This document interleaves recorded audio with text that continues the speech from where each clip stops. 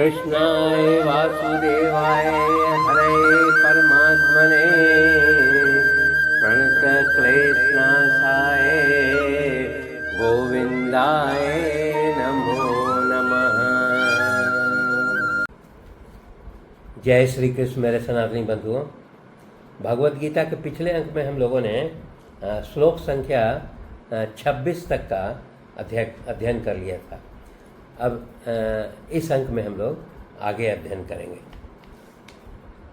तो सबसे पहले श्लोक संख्या 27। उन उपस्थित संपूर्ण बंधुओं को देखकर वे कुंती पुत्र अर्जुन अत्यंत करुणा से युक्त होकर शोक करते हुए यह वचन बोले। यहाँ पर समझने के लिए है कि जब अर्जुन जो है वो अपने दोनों सेनाओं को और उसमें जो स्थित महारथी गण थे, जो उसके स्वजन थे, जब उसको उन लोगों को देखते हैं, तब देखने के बाद फिर वो अर्जुन जो है वो करुणा से युक्त हो जाते हैं और करुणा से युक्त होकर के फिर बोलते हैं।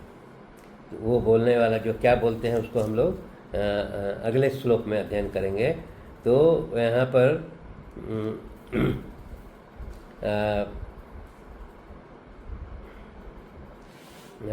पर समझने के लिए आवश्यक है कि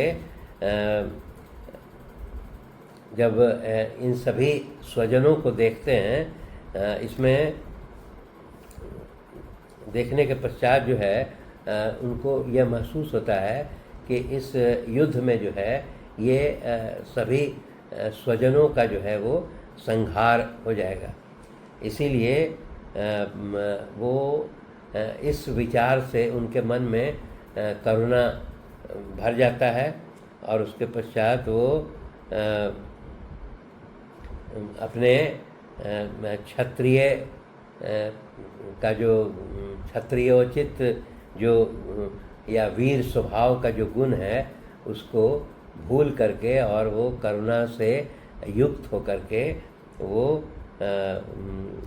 भगवान कृष्ण से बोलते हैं। अब वो क्या बोलते हैं उसको फिर हम लोग अगले श्लोक में देखेंगे। श्लोक संख्या 28 और 29। अर्जुन बोलते हैं, हे कृष्ण, युद्ध क्षेत्र में डटे हुए युद्ध के अभिलाषी इन स्वजन समुदाय को देखकर मेरे अंग शिथिल हुए जा रहे हैं और मुंह सूखा जा रहा है तथा मेरे शरीर में कंप एवं रोमांच हो रहा है। अब जैसा कि हम लोगों ने पहले अध्ययन किया कि युद्ध क्षेत्र में जितने भी महारथी थे वे उनके सभी स्वजन थे और उस स्वजन को देख करके उनके मन में करुणा की भावना आती है। क्षत्रिय उचित जो है वो भावना वो भूल जाते हैं, उस स्वभाव को भूल जाते हैं और उसके पश्चात वो कहते हैं कि इन सभी स्वजन समुदाय को देख करके मेरे सभी अंग जो है वो शिथिल हुए जा रहे हैं, मुंह जो है वो सूखा जा रहा है और मेरे शरीर में कंपन हो रहा है। तो इस तरह की बात वो कहते हैं, अर्थात उन्हें यह भय प्राप्त हो गया है कि इस भीषण महायुद्ध में जो है मेरे ये सारे स्वजन जो है वो मौत के घाट उतार दिए जाएंगे और सभी उनके आत्मीय जन हैं, प्रियजन हैं, वे सभी मौत के घाट उतार दिए जाएंगे।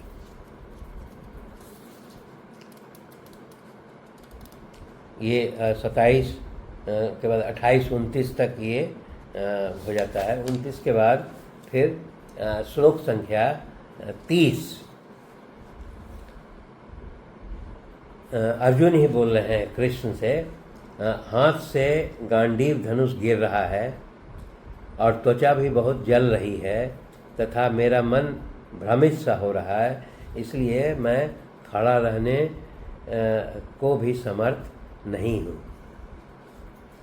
अब अर्जुन का यहाँ पर दिखा रहा है कि वो अपने स्वजनों के संहार का जो विचार उनके मन में आ रहा है उससे जो है वो अर्जुन बोल रहे हैं कि मेरे हाथ से जो है वो गांडीव धनुष जो है वो गिर रहा है और त्वचा भी बहुत जल रही है और मेरा मन भी जो है वो भ्रमित इतना हो गया है कि मैं खड़ा रहने के लायक भी नहीं हूँ। यहाँ पर जो है कि यहाँ पर बताने का ये अर्थ है कि अर्जुन जो है अपने सभी बंधु बांधवों के मौत की आशंका से उनके सारे अंग जो है शिथिल हो गए हैं और शिथिल होने के कारण उनके शरीर शक्तिहीन हो गए हैं। इसीलिए वो जो गांडीव धनुष है उनके हाथ से हाथ में पकड़ में नहीं आ रहा है और वो गिरने को है गिर जा रहा है।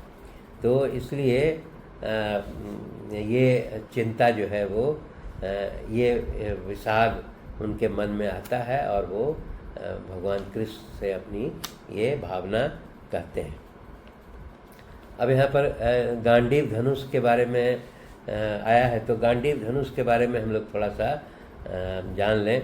गांडीव धनुष जो है उनका बहुत दिव्य था और उसका आकार जो है ताल के समान था और ये स्वर्ण से पूरा मढ़ा हुआ था और मैंने शस्त्रों में बहुत उत्तम माना जाता था। तो अच्छा, ये जो गांडीव जो है वो ब्रह्मा जी ने इस गांडीव धनुष को 1000 वर्ष तक जो है धारण किया था। उसके पश्चात प्रजापति ने 503 वर्ष तक धारण किया। इंद्र ने 85 वर्ष तक इस गांडीव धनुष को धारण किया था। चंद्रमा ने 500 वर्ष तक इस गांडीव धनुष को धारण किया था और वरुण देव ने 100 वर्ष तक इस गांडीव धनुष को धारण किया था। और इसके पश्चात जो है ये जो जानकारी है कि जब अर्जुन और कृष्ण ने जो है वो खांडव वन को दहन किया था तो उस समय जो है वो अग्निदेव इन पर बहुत प्रसन्न हुए थे और उन्होंने ही जो है वो वरुण देव से यह गांडीव धनुष जो है वो प्राप्त कर और अर्जुन को दिया था। तो ये एक महत्वपूर्ण जानकारी है कि गांडीव धनुष जो है वो सबसे पहले ब्रह्मा जी के द्वारा, उसके पश्चात प्रजापति के द्वारा, उसके पश्चात इंद्र के द्वारा, फिर चंद्रमा के द्वारा और फिर वरुण देव के द्वारा इसका धारण किया गया और वरुण देव से जो है वो अर्जुन को यह गांडीव धनुष प्राप्त हुआ था। इसके पश्चात श्लोक संख्या 31 अर्जुन ही बोल रहे हैं भगवान श्री कृष्ण से, हे केशव, मैं लक्षणों को भी विपरीत ही देख रहा हूँ तथा युद्ध में स्वजन समुदाय को मारकर कल्याण भी नहीं देखता। अब यहाँ पर जो है वो उनका कहने का मतलब है कि अर्जुन जो है भगवान कृष्ण से कहते हैं कि मैं बहुत सा अपशकुन देख रहा हूँ। वो युद्ध से इतना उसके आशंका से विचलित हो गए हैं और उसके पश्चात वो कह रहे हैं कि मैं बहुत सारा अपशकुन देख रहा हूँ। जैसे असमय ग्रहण लग जाना, धरती का कांप उठना, आकाश से नक्षत्रों का गिरना, ये जो बुरे शकुन हो रहे हैं तो उससे ये पता लग रहा है कि इस युद्ध का परिणाम जो है अच्छा नहीं होगा। तो वही यहाँ पर अर्जुन का भाव यही है कि ये जो अपशकुन हो रहे हैं वो दर्शा रहे हैं कि इस युद्ध में जो है सभी सगे संबंधियों का इसमें जो है वो प्राण जाएगा और ये इसको ये मान रहे हैं कि इसमें किसी के भी हित होने की संभावना नहीं है। इस प्रकार का वो अपना विचार रखते हैं। श्लोक संख्या 32। अर्जुन ही कह रहे हैं कृष्ण को, हे कृष्ण, मैं न तो विजय चाहता हूँ और न राज्य तथा सुखों को ही। हे गोविंद, हमें ऐसे राज्य से क्या प्रयोजन अथवा ऐसे भोगों से और जीवन से भी क्या लाभ है। मतलब कि वो अर्जुन पूरी तरह से जो है वो अपने स्वजनों के मृत्यु होने की आशंका से भयभीत हो गए हैं और वो यह कह रहे हैं कि मैं जो है ऐसे विजय की कामना नहीं करता हूँ, ऐसे राज्य और सुख की कामना नहीं करता हूँ जिसमें मेरे सभी सगे संबंधी जो है वो मृत्यु को प्राप्त कर जाएं।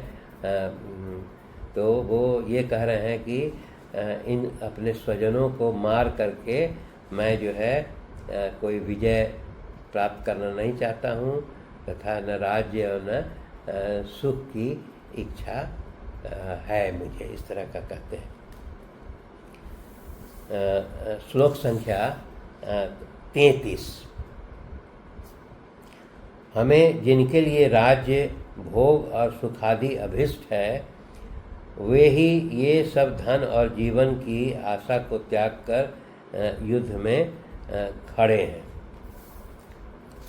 अब फिर वो इसका कहने का मतलब है कि हमारा जो युद्ध करने का जो उद्देश्य है, जिनके लिए मैं युद्ध करना चाहता हूँ सुख प्राप्त करने के लिए और जिनके लिए धन प्राप्त करना चाहता हूँ, तो मैं उन्हीं के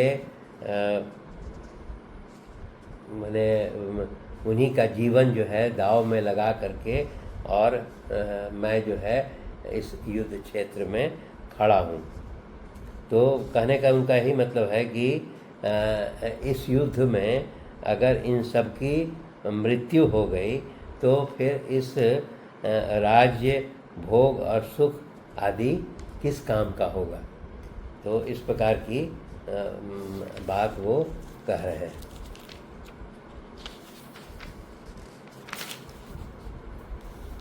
श्लोक संख्या 34। गुरुजन, ताऊ, चाचे, लड़के और उसी प्रकार के दादे, मामे, ससुर, पौत्र, साले और भी संबंधी लोग हैं। वो वही बता रहे हैं कि ये जितने भी जो युद्ध क्षेत्र में सगे संबंधी हैं वे उनके दादे, मामे, ससुर, पौत्र, साले और संबंधी लोग हैं। और जब इन्हीं लोग की हत्या हो जाएगी, इन्हीं लोग का जीवन समाप्त हो जाएगा, सभी मारे जाएंगे, तो मैं वैसे राज्य को भोग करके क्या करूँगा। तो इस प्रकार की बात वो कहते हैं।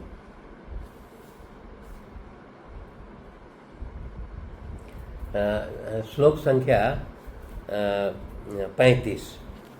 हे मधुसूदन, मुझे मारने पर भी अथवा इन तीनों लोकों के राज्य के लिए भी मैं इन सबको मारना नहीं चाहता, फिर पृथ्वी के लिए तो कहना ही क्या है।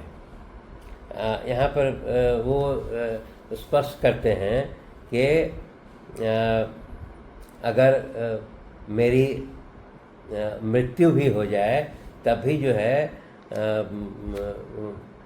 इससे बेहतर नहीं है कि मैं जो है इन तीनों लोगों को राज्य प्राप्त करने के लिए मैं इन अपने संबंधियों को मार दूं और पृथ्वी को प्राप्त करने के लिए तो और ये अनुचित बात है। कहने का मतलब है कि मैं अपना प्राण त्याग कर सकता हूँ और ये अपने इन सगे संबंधियों को मारने से बेहतर है कि मैं अपना ही मेरा ही प्राण जो है वो चला जाए। तो इस प्रकार की बात कह करके वो अपना दुख प्रकट जो है वो भगवान कृष्ण के सामने कहते हैं। धन्यवाद। शेष अगले अंक में।